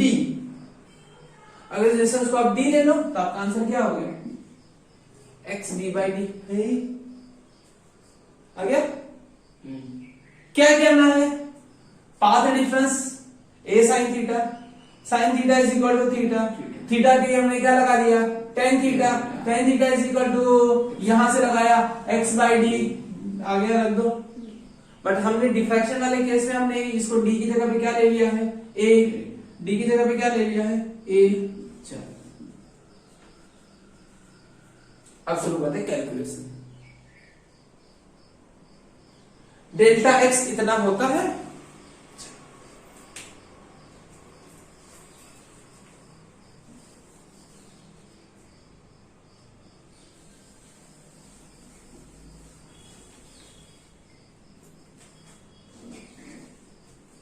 डेल्टा एक्स कितना होता है, a d by sorry a x by d. Delta x इतना होता है।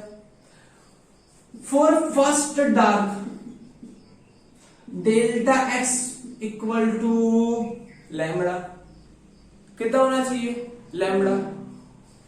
तो लो लगाओ यहां पे lambda, lambda is equal to a x by d. A क्या है, स्लिट की विड्थ, एक्स क्या है, किस जगह पे डार्क बनेगा, पोजीशन, और डी क्या है, ये वाला डिस्टेंस। इसको यहां पे जाने तो उसको नीचे आने जो, lambda d by a is equal to x. इस पोजीशन पे तुम्हारा फर्स्ट डार्क बनेगा, ठीक है।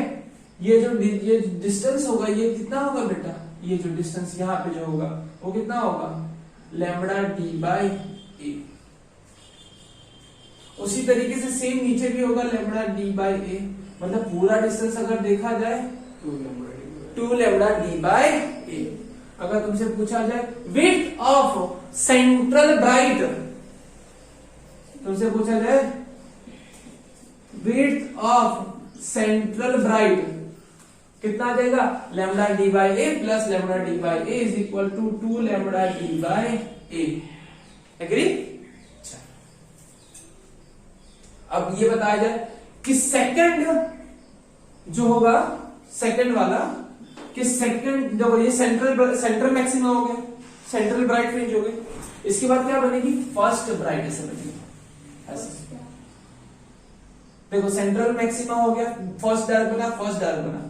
अब यहां पे क्या बनेगा, सेकंड ब्राइट, ये तुम्हारा सॉरी फर्स्ट ब्राइट, ये तुम्हारा फर्स्ट ब्राइट, ऊपर भी क्या आ जाएगा, फर्स्ट ब्राइट और सेकंड डार्क, और यहां पे सेकंड डार्क।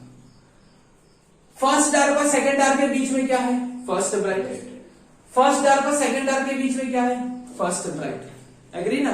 और दो फर्स्ट डार्क के बीच में क्या है, सेंट्रल मैक्सिमा। क्लियर ना।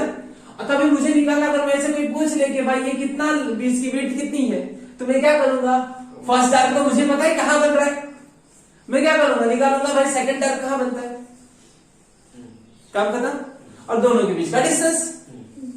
क्लियर है। चलो जैसे मैंने ये कैलकुलेशंस की, वैसे ही मुझे बताओ कि सेकंड आर्क के लिए कंडीशन क्या बनेगी?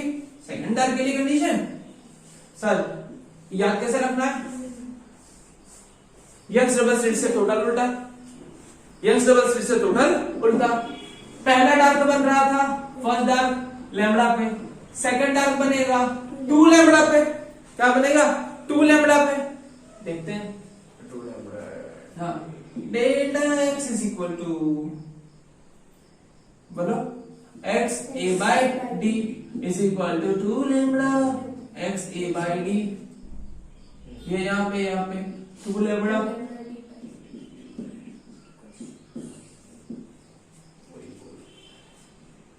यहां से पूरा डिस्टेंस कितना हो गया? 2 लैम्बडा डी बाय ए। अच्छा जनरली दिमाग में ऐसा सोच लो, लैम्बडा डी बाय ए को मैं y ले लूं। क्या ले लूं? y।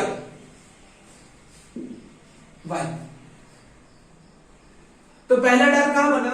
लैम्बडा डी बाय ए को मैंने y ले लिया, तो पहला डार्क बना y पे, पहला डार्क बना y पे। ठीक है। सेकंड डार्क क्या बना? लैम्बडा डी बाय ए, लैम्बडा डी बाय को मैंने क्या ले लिया? y।